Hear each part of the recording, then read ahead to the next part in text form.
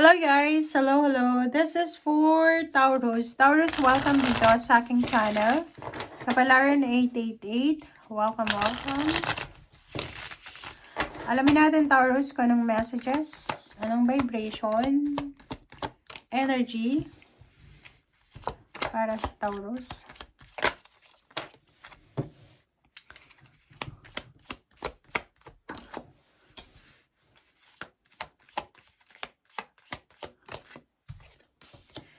Okay, so you have 4 cards. Okay, Taurus.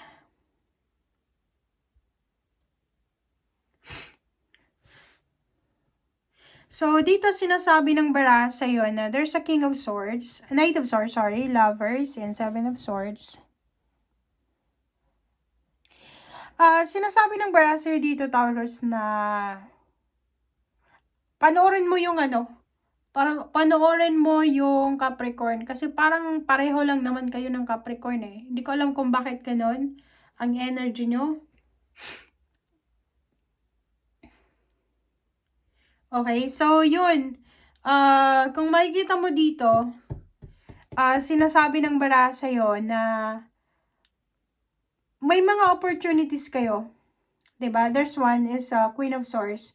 There's an opportunity here na kumita ka ng pera. But the problem is, nandito yung Seven of Swords. Siguro maraming beses ka na nag-apply sa isang company pero hindi ka ba natatanggap? You are rejected. Ang sabi kasi ng bara sa'yo dito na you are traumatized. Parang na-trauma ka, pwedeng same din yung energy mo sa Capricorn eh. There's an opportunity na kumita ka ng pera. There's an opportunity na mabago yung takbo ng buhay mo. But the problem is, you have fear. Natatakot ka na baka maulit yung nangyari sa past. Maybe pinaasa ka lang ng company. Maybe nasayang yung effort mo. Ganyan, ganito. So, nakikita ko sa'yo dito na ayaw mong maging impulsive. Ayaw mong gumawa ng desisyon na pwedeng makasira sa diskarte mo or ayaw mo nang masaktan. Isa din sa rason dito na sinasabi ng bara sa'yo na may mga Taurus dito na ayaw nyong tanggapin, same with the Capricorn, ayaw nyong tanggapin yung opportunities and possibilities na mabago yung takbo ng buhay mo, especially kung yung mga offer na to is international or malayo sa comfort zone mo, kasi natatakot ka na baka masira yung relationship nyo. Yung parang mas pina-prioritize mo yung emotion mo kaysa sa pera. Which is maganda naman because you are contented. Nakikita ko sa'yo dito na you are contented sa kung anong meron ka ngayon. You are parang kontento ka sa kung ano yung meron ka at kung ano yung wala ka. Hindi mo na masyadong hinahanap. But ang problema lang dito is, ang opportunity na to na binibigay sa'yo ng universe is para sa'yo yan. Okay? So, pwede mong i-try siya. Pwede mo siyang i-try once. So, halimbawa, di ba, sa isang company ang nag-offer sa'yo ng trabaho. So, bakit hindi mo i-try? Try and try. Di ba? Pero wala naman tayo dito wala naman akong karapatan na sabihin sa'yo na subukan yan. But, this is only parang message from the universe. Okay? Na sinasabi sa'yo na grab the opportunity, Taurus.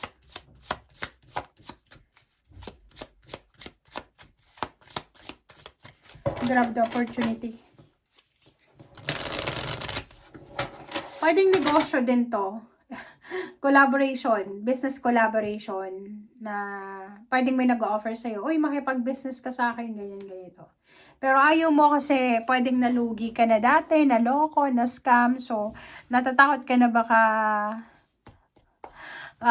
lokohin ka ulit or maloko ka ulit. Diba? Eight of Cups. So, nakikita ko sa'yo dito na instead na tanggapin mo yung offer, ignore mo na lang siya. Diba? Nine of Swords, tsaka Ten of Swords.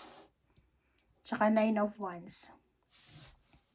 So, parang ang nakikita ko sa'yo dito, meron akong nakikita, meron dito na Taurus na siya ay pagod na pagod ka na.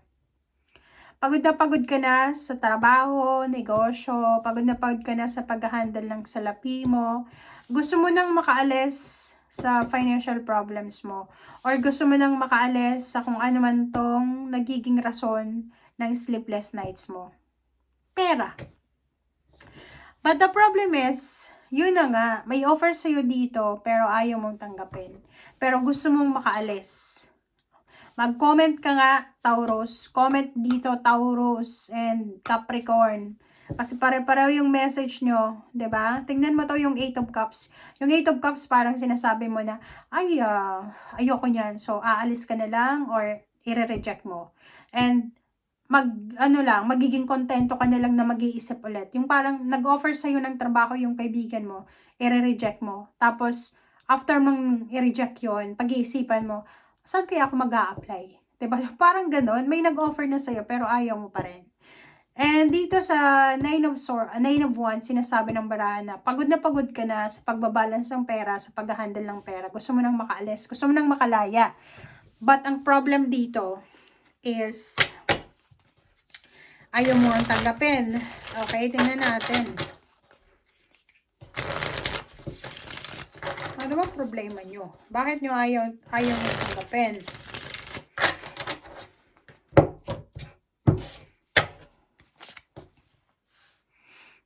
Diba? Sabi sa iyo ngayong January, kailangan mong kumilos ng mabilis. Kailangan mong gumawa ng aksyon. Kasi pag hindi mo yan ginawa, ikaw yung kawawa. Diba? Ang nakikita ko, same with the Capricorn, nakafocus kayo sa love life Yung parang ilang taon ka na ba? Kasi kung nasa above 25 years old ka na, make sure na huwag kang masyadong nag-focus sa love life mo. Okay? Finances, ngayon alam mo ba may inflation tayo Tingnan mo.